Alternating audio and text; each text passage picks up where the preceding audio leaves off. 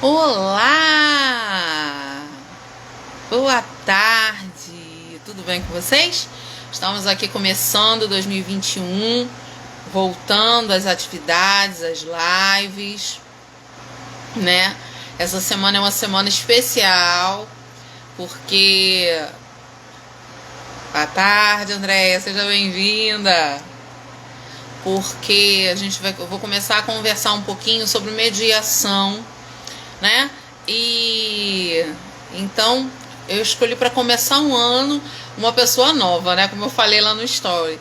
Pelo menos foi uma pessoa nova para mim, que eu descobri em 2020. Já tinha ouvido falar alguma coisa. E aí, em 2020 eu me deparei com um livro que eu tinha comprado em 2009. Faz pouquinho tempo, né? E comecei a ler. E esse livro, eu fiquei... E aí eu entrei também, estou fazendo uma especialização, e as professoras começaram a falar de um senhor chamado Ruven Fausten. Mas Ruven Fausten não chamou minha atenção apenas por causa disso. Ano retrasado, né? 2019, que agora 2020 já foi, eu vi um anúncio de uma formação sobre mediação, e eu achei o precinho até salgado na ocasião, né?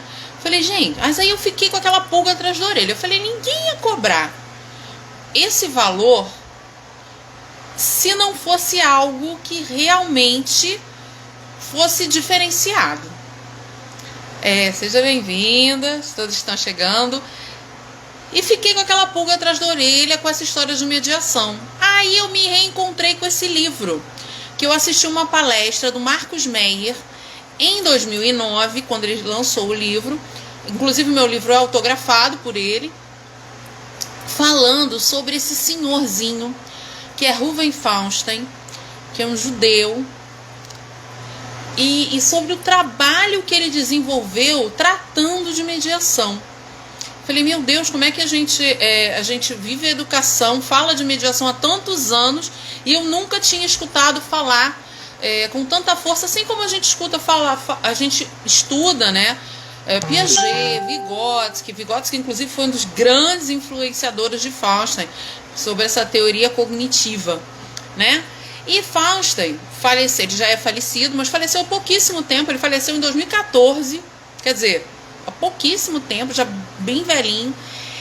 E essa estruturação que ele trouxe para a mediação, a partir da teoria dele, que é a teoria da modificabilidade cognitiva, ele não trata... Isso eu achei muito legal. Aí vamos começar a falar do que a gente tem para falar, né?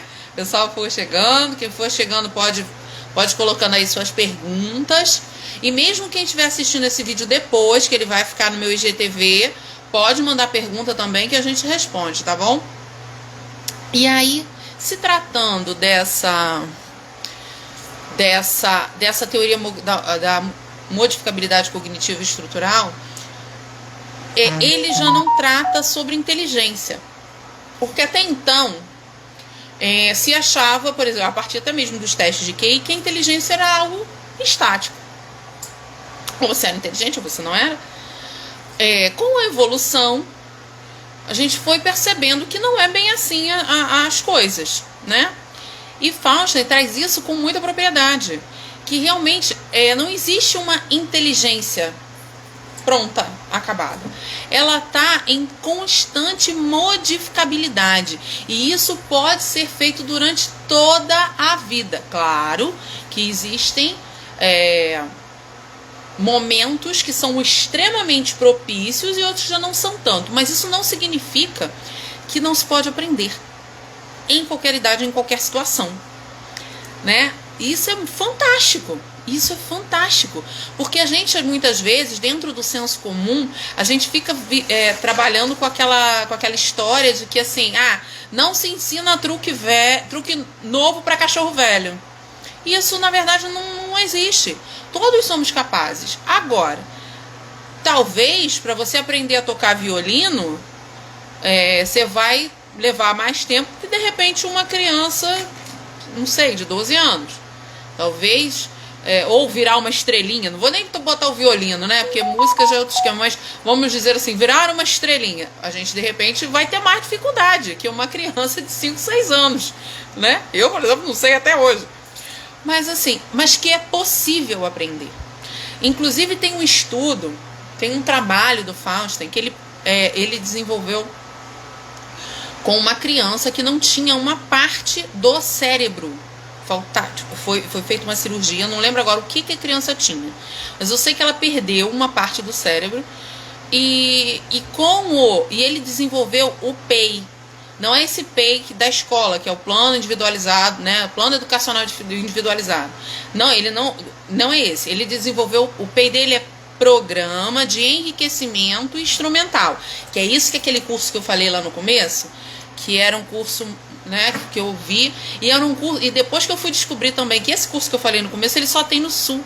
Então, foi trazido para cá, mas agora eu vou ficar de olho, eu não perco mais esse curso não, e eles agora estão oferecendo esse pessoal do Sul, porque existe um instituto, e só eles podem oferecer, não é qualquer pessoa que pode dar ou pode desenvolver esse programa, não. A pessoa tem que fazer o curso deles mesmo, né, desse programa, o programa de enriquecimento instrumental. Então, assim, ele desenvolveu um programa, e é um programa realmente individualizado para essa criança, e essa criança, ela se desenvolveu plenamente em todas as suas capacidades. Ele conseguiu estimular as sinapses, olha só, para que ocupassem aquelas funções, e a criança aprendeu a ler, escrever, contar, fazer conta, tudo que precisava a partir desse trabalho.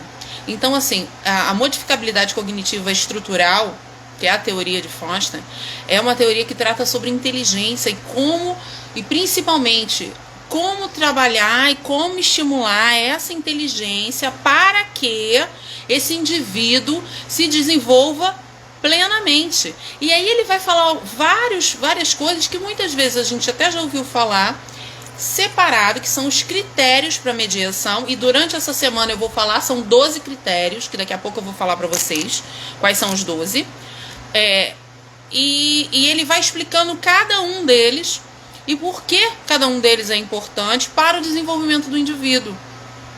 Então isso faz muita diferença, porque tudo que a gente torna mais consciente na hora de desenvolver o nosso trabalho, seja na sala de aula, né, seja no consultório, e independente da função, do tipo de terapeuta que você seja, esses pontos alcançam a todos, porque se a gente trabalha como terapeuta da aprendizagem, porque, né, eu sou professora também, mas eu sou terapeuta da aprendizagem, tudo isso passa pelo meu espaço. Muitas vezes, eu até conversando com colegas e tudo mais, eu falo sempre que pouco importa, muitas vezes, qual é a atividade que você está fazendo com a criança, ou com o aprendente, né? Ou com o jovem, adolescente, enfim. Pouco importa. Importa muito mais as perguntas que você faz para ele a partir daquela atividade que está sendo apresentada. Porque aí entra a questão da mediação. Porque aí eu posso fazer o indivíduo pensar sobre ou não. Eu posso estimular o indivíduo a raciocinar a partir daquilo. Pode ser uma atividade maravilhosa, com objetos incríveis, como pode ser uma folhinha de papel, como pode ser uma tampinha de garrafa. Tudo depende daquilo que vai ser feito com aquilo ali. E quando a gente tem essa consciência clara, tudo flui, né? E funciona diferente. A gente alcança os objetivos traçados para aquele aprendente, né? Aquele paciente. Bom, pontos importantes. Agora vamos para os pontos importantes da modificabilidade cognitiva de Fausten. Se você nunca ouviu falar, vai procurar conhecer um pouquinho sobre ele, ou vem com a gente essa semana que a gente vai falar bastante. A aprendizagem significativa é mediada. Quanto mais qualidade na mediação, mais aumenta o nível de chance dela se tornar significativa. Muitas vezes a gente fala que a aprendizagem tem que ser significativa. Mas como eu faço, né, vamos refletir, qual é a pergunta que eu tenho que fazer, qual é o estímulo que eu tenho que trazer para que a aprendizagem do meu aprendente seja de fato significativa. Porque foi o que eu acabei de falar. A gente pode ter o melhor material espetacular que solta fogos e piruetas em cima da mesa.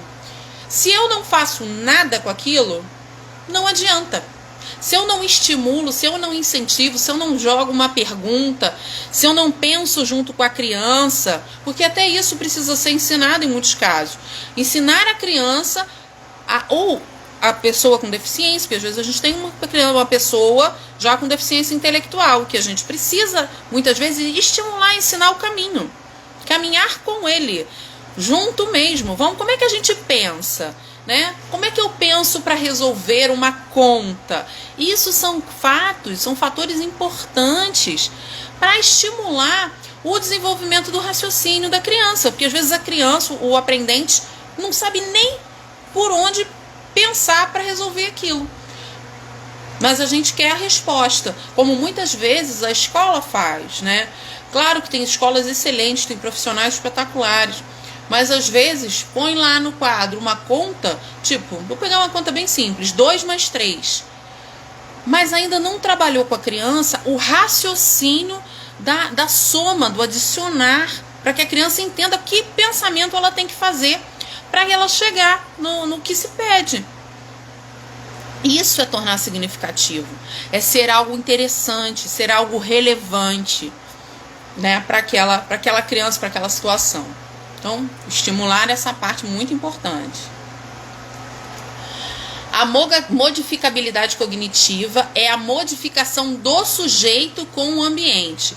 É o comportamento em que o sujeito terá a partir da aprendizagem. Aquilo que realmente foi significativo, aquilo que realmente modificou. Não adianta, todo mundo está sabendo fazer conta demais na minha turma.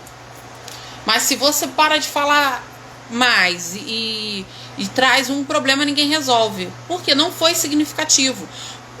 A criança responder certo, ou a criança, eu falo criança, mas vocês já subentendem, adolescente, jovens, ele às vezes te dá a resposta, mas ele não faz ideia como é que se chega naquilo.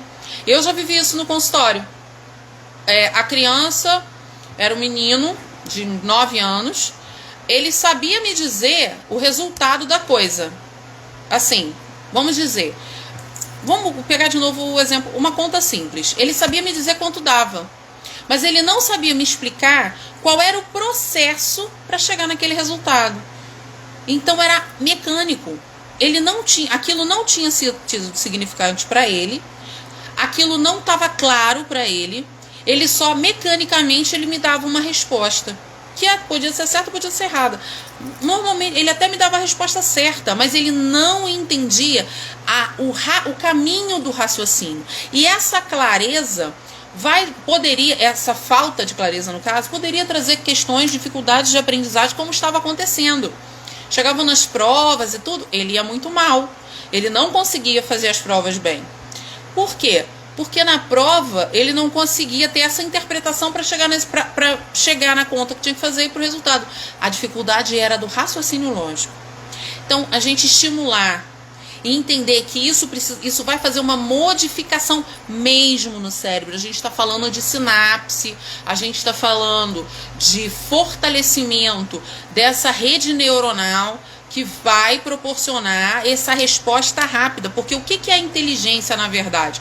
No final das contas, inteligência é a tua possibilidade de criar soluções para as questões que vão surgir no nosso dia a dia, seja onde for.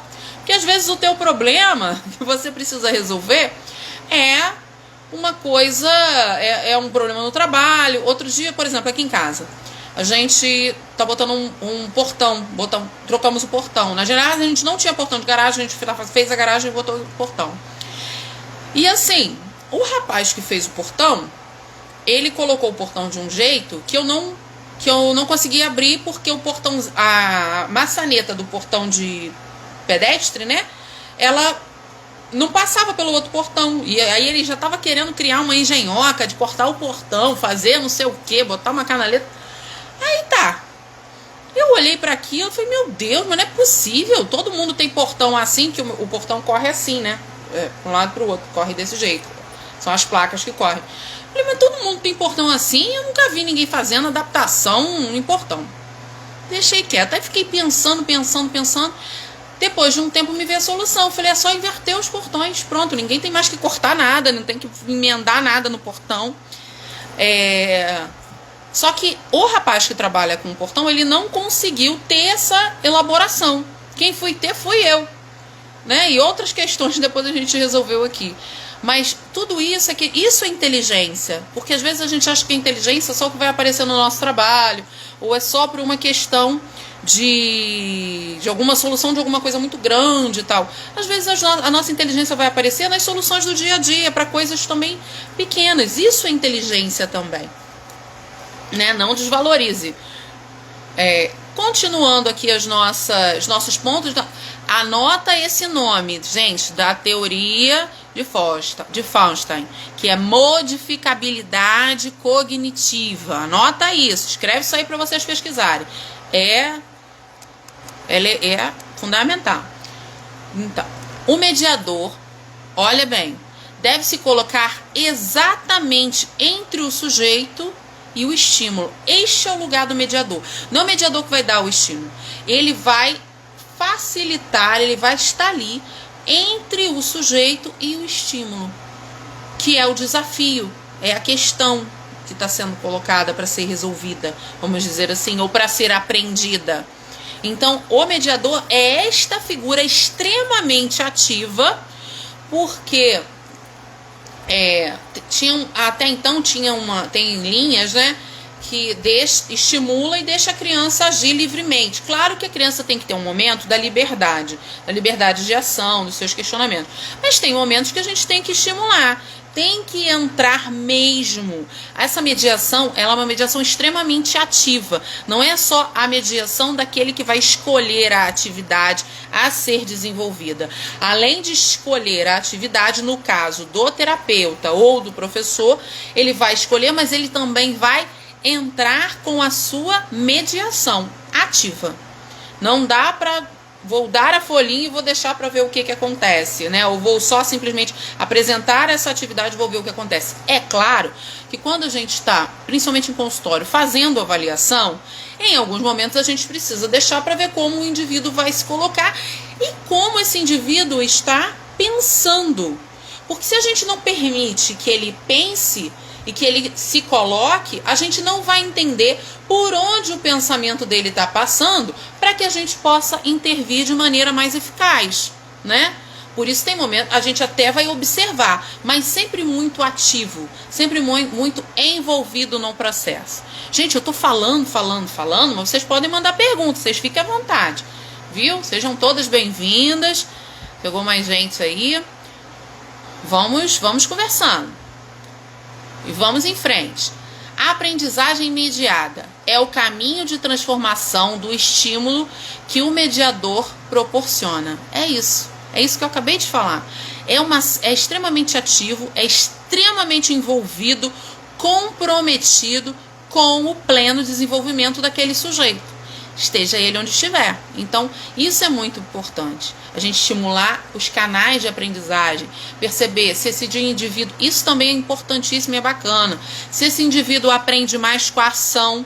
Então, de repente, se é uma criança muito sinestésica, né, que aprende muito com a questão do movimento, um projeto para construir alguma coisa vai ser mais eficaz para o desenvolvimento dela do que, de repente, ficar fazendo alguma coisa em folha. Tudo depende da criança, tudo depende do que vai ser produzido, tudo depende do objetivo a ser alcançado, né? O que se quer a partir daquilo. Mas a gente pode utilizar as mais diversas formas, né? Eu sou muito a favor de diversificar. Eu não sou contra nenhum tipo de instrumento. Eu acho que todos são válidos.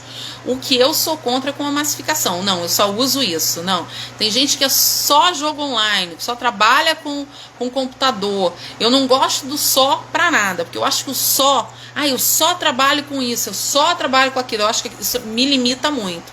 Eu trabalho com materiais reciclados, eu trabalho com jogos, brinquedos comprados, eu trabalho com jogos online, eu trabalho com folha de atividade, eu trabalho com tudo. Se vai fazer o meu aluno ter um melhor desenvolvimento, tô querendo usar, tô querendo trabalhar, né? E reaproveitar também os materiais de diversas formas.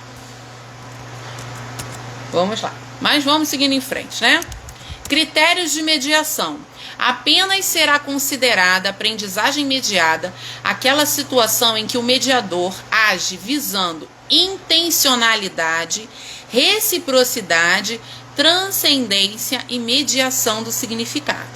Esses são os 4 critérios principais dos 12 de Ruven Fausten. Esses são os principais, os 4 principais. E esses são assim, quer começar a estudar, não sabe por onde, começa por esses 4. Vou falar de novo para quem quiser anotar. O primeiro critério, intencionalidade e reciprocidade. Segundo, reciprocidade é o segundo. Terceiro, transcendência. E quarto, mediação do significado.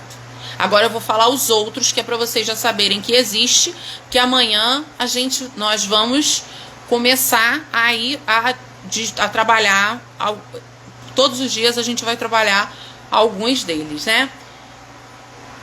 Quarto, mediação do significado, já falei. Quinto, mediação do sentimento de competência. Sexto, peraí que eu me perdi aqui na minha leitura, gente. Mediação do controle e regulação de conduta. Sétimo, mediação do comportamento de compartilhar.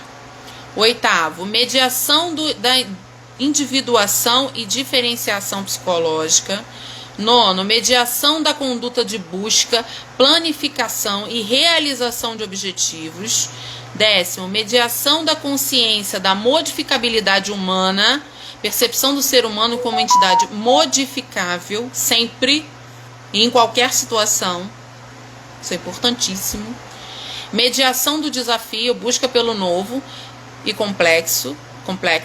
E mediação da escolha de alternativa otimista. E por último, mediação do sentimento de pertença. Foi a primeira vez na minha vida que eu vi alguém colocar dentro de uma teoria o sentimento de pertença. Eu acho que eu só troquei o quarto você pulou. Não, acho que eu não pulei, não. Eu misturei, acabou que eu misturei os números, porque o jeito que está escrito aqui está estranho. Mas eu vou botar direitinho. Vou organizar isso aqui melhor e vou postar. Depois eu vou postar no meu feed, mas são esses mesmo, ó. Intencionalidade, reciprocidade, transcendência, mediação de significado, mediação do sentimento de competência, mediação do controle e regulação de conduta, mediação do comportamento de compartilhar, mediação da individuação e diferenciação psicológica, mediação da conduta de busca, planificação e realização de objetivos, mediação da consciência da modificabilidade humana, mediação do desafio, busca pelo novo e complexo, mediação da escolha da alternativa otimista e mediação do sentimento de pertença. Todos, os 12. Então, eu acho incrível você dentro da educação, você falar do sentimento de pertença. Porque quando a gente fala de sentimento de pertença, é algo que aí a gente entende, porque de repente, por que as crianças, os adolescentes que sofrem bullying têm dificuldade na escola? Porque eles não têm o sentimento de pertença. Eles não se sentem pertencentes àquele grupo, àquela turma, né? E aí isso acaba prejudicando o desenvolvimento e a aprendizagem, porque se a gente não se sente parte, a gente não quer estar. Se você vai numa loja e você não é bem recebido, você não quer voltar. Você vai em outra, você compra em outro lugar. Porque se você é acolhido, se você começa a se sentir pertencente, mesmo que seja um site na internet, você compra de novo. Mas senão você não compra. Olha que interessante. Então o sentimento de pertença, ele faz parte desses critérios de mediação. Eu, mediador, preciso proporcionar instrumentos que façam com que meu aprendente, meu aluno, se sinta pertencente a esse ambiente. E aí esteja disponível para a aprendizagem. Olha! E aí a gente vê mais uma necessidade de combater o bullying fortemente. De não permitir. Que principalmente dentro do mundo masculino, você vê que eles se zoam a vida inteira. A vida inteira, seja pelo que for. E como a criança que sofre precisa vencer isso para que ela caminhe para diante. Eu tenho refletido muito, porque assim, eu assisto várias coisas, né? No momento, eu estou vendo de série Cobra Kai. Quem não conhece, Cobra Kai, ela é um filme que é uma série que veio do Karate Kid, mas do antigo Karate Kid, lá com o Sr. Miyagi, Daniel San e por aí vai. Daniel LaRusso, né? E esses atores, inclusive, fazem parte, são os personagens mesmo do Cobra Kai.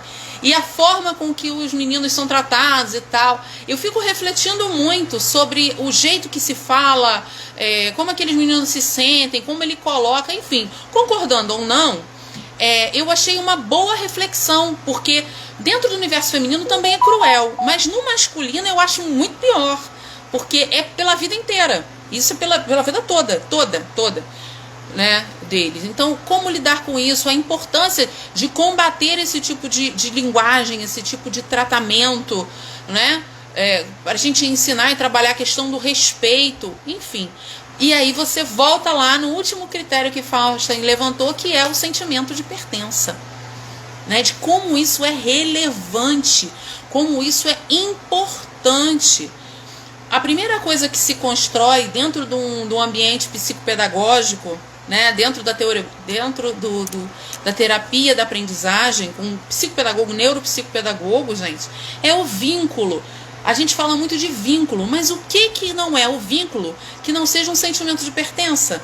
Que aquela criança se sinta, que aquele aprendente se sinta à vontade naquele espaço para sofrer as intervenções que a gente precisa fazer.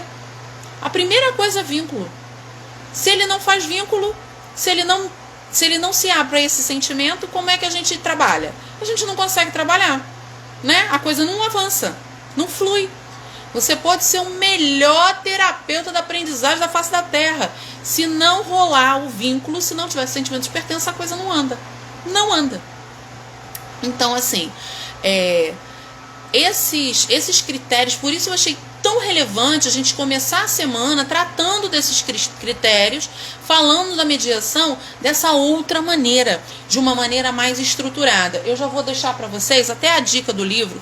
Talvez vocês não achem em livraria para vender mais esse livro, porque essa edição é até uma edição do autor. Umas colegas até conseguiram comprar, que eu indiquei, elas gostaram.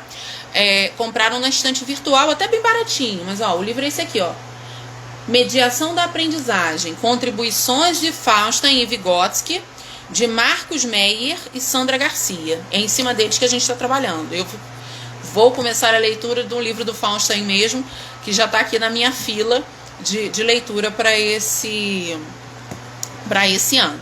Então vamos começar trabalhando aí o primeiro ponto para a gente... E tem muita coisa, gente. A teoria é muito grande. Aqui a gente só vai dar uma pinceladinha bem simplesinha, sem querer demais, porque é um conteúdo muito profundo, que realmente a gente precisa dessa dedicação e desse amor, né?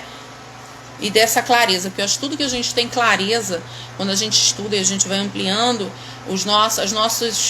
todos aqueles que a gente trabalha junto com eles ganham, porque a gente cresce, a gente aprende, né? Então vamos lá. Critério 1. Mediação da intencionalidade e da reciprocidade. O mediador precisa ter o objetivo de ensinar e, por meio de suas ações, garantir que o que está sendo ensinado realmente seja aprendido. Eu achei isso já uma porretada na muleira, desculpa a expressão, para todo mundo, para a gente refletir. O mediador ele tem que ter intenção de ensinar. Não basta, por exemplo, gente, isso aqui, amarelo. Pinta de amarelo o sol. Acabou. Eu tive intenção de ensinar alguma coisa? Não. Eu tive a intenção, de repente, de cumprir um programa. Eu tenho que ter a intencionalidade. Eu tenho que realmente me relacionar com esse conteúdo que eu vou ensinar e atuar junto ao grupo, junto a todos eles, de forma direta e específica. Eu tenho que ensinar querendo ensinar mesmo. Não é de qualquer jeito. Quer ver uma coisa?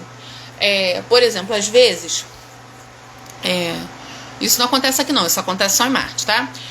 Tem aquele pessoal, dá massinha para as crianças e deixa as crianças com a massinha lá e pronto. Aí você fala, mas o que você está desenvolvendo? Não, eu estou desenvolvendo coordenação motora, eu tenho que estar desenvolvendo não sei o que, não sei o que, não sei o que, vem com um discurso pronto. Mas você olha, você vê que não está querendo desenvolver nada, está querendo passar tempo. Às vezes a gente pode deixar um momento de liberdade, sim, isso não é problema não. De criatividade, deixar as crianças livres, mas a gente tem que ter essa clareza. Não é alguém aparecer e eu falar um discurso, um pedagogês todo, mais ou menos, para dizer que eu estou sendo com um objetivo muito grande desenvolvendo aquele trabalho. Não. Não. Agora eles estão simplesmente brincando. Tudo bem. Agora, se eles brincam o horário todo da aula, de segunda a sexta, aí não tá bem, nada bem, né? Mas se a gente tá lá, não, hoje vamos trabalhar com a massinha, mas eu quero reforçar a cor amarela, então vou colocar o amarelo num pote em destaque, vou perguntar qual cor é aquela que tá no pote, a gente arruma um pote de doce transparente, gente, que cor é essa? Essa é a nossa cor especial. Você vai envolver aquilo num mistério, num interesse, para que aquilo chame a atenção das crianças. Eu sempre gostei de fazer atividades assim, na sala, quando eu ensinava alguma coisa, seja cor, seja letra, alguma coisa, eu pedia que as crianças trouxessem coisas relacionadas àquilo. Amarelo, todo mundo traz alguma coisa amarela amanhã, que vai ser a nossa exposição do amarelo.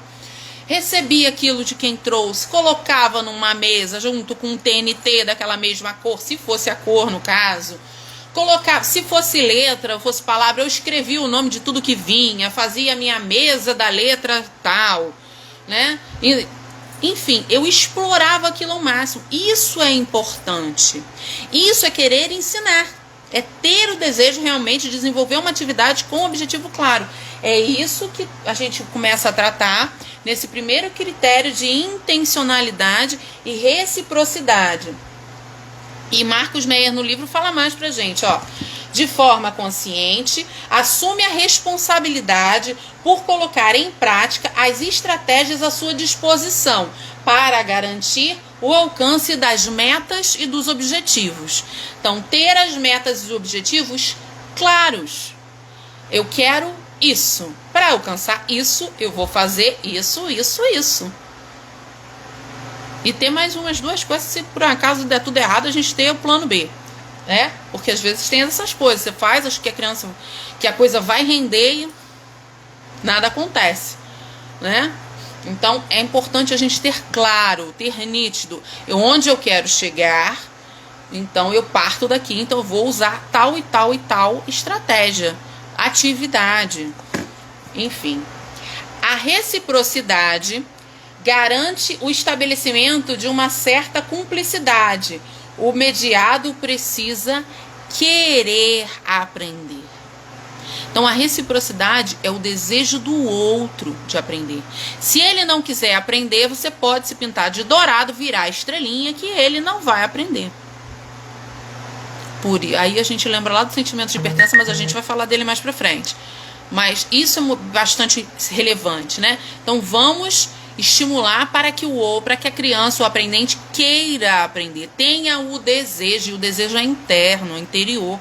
Eu não tenho como entrar lá, mas eu tenho como estimular, eu tenho como trabalhar a questão do vínculo, né? Para que ele queira. E isso é muito importante. Quando a criança começa a querer, a coisa caminha, né? A coisa anda. Bom, acho que por hoje a gente vai ficando por aqui. Falei só do primeiro. A gente depois tem tantos outros para tratar. Tem muito assunto ainda para falar. Espero que vocês tenham gostado de hoje. Se gostou, manda um joinha aí para mim. E a gente continua amanhã. Amanhã a gente deve falar de uns 4 critérios. A gente vai falando, né? Nesse mesmo horário, às 3 da tarde. Estou esperando todas vocês, tá bom? Mandem suas perguntas. Tem mais umas coisinhas pra gente tratar. E aí a gente vai caminhando, tá bom? Então, fiquem com Deus. Foi ótimo estar com vocês aqui hoje. E até amanhã, 3 horas. Tchau, tchau.